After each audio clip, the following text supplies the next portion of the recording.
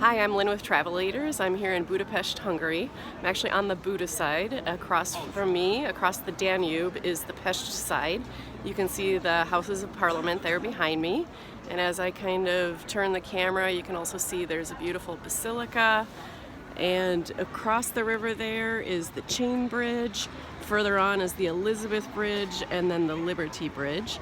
I'm actually at the Budapest Castle right now. You can see kind of beautiful area and a gorgeous church from the 11th century. Just recently has been refurbished.